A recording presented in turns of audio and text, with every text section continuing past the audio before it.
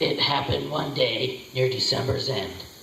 Two neighbors called on an old friend, and they found his shop so meager and lean, made gay with thousand bows of green. And Conrad was sitting with face ashine when he suddenly stopped as he stitched a twine.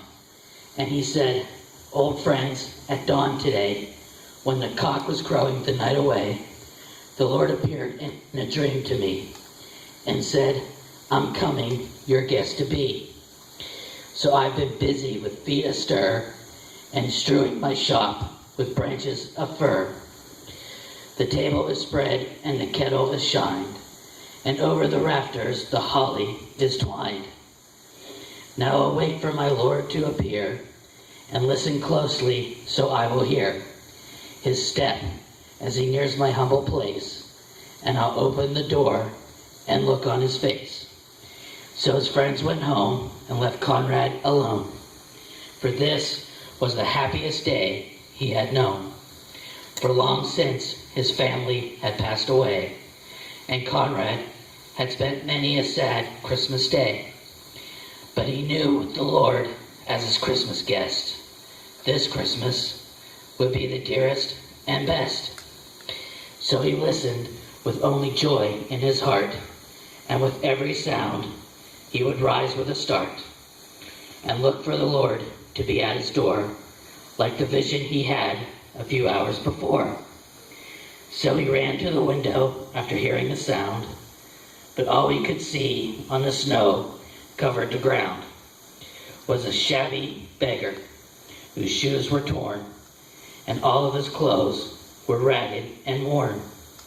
But Conrad was touched as he went to the door, and he said, "You know, your feet must be frozen and sore. I have some shoes in my shop for you, and a coat that'll keep you warmer too."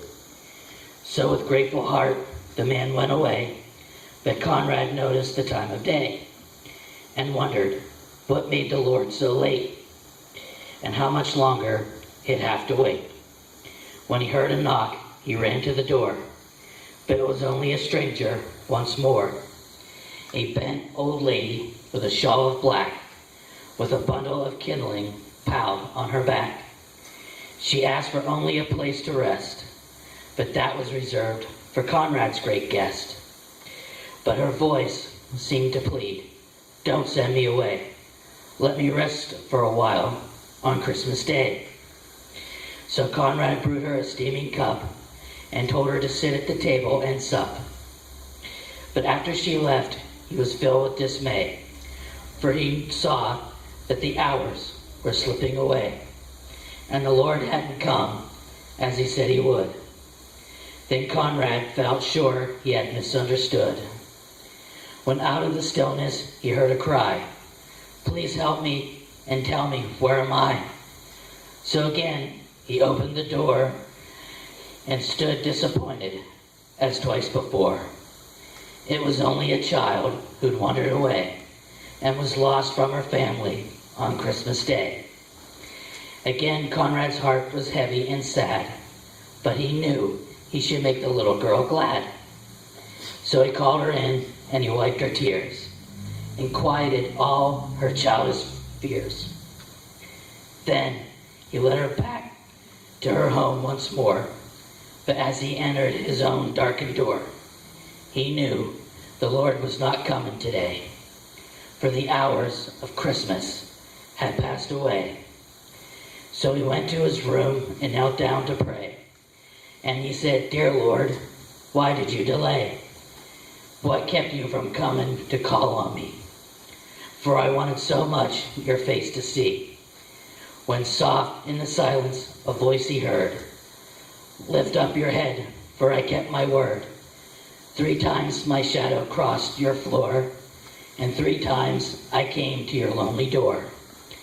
I was the beggar with bruised, cold feet, and I was the woman you gave something to eat. I was the child on the homeless street. 3 times I knocked, and 3 times I came in, and each time I found the warmth of a friend. Of all the gifts, love is best, and I was honored to be your Christmas guest.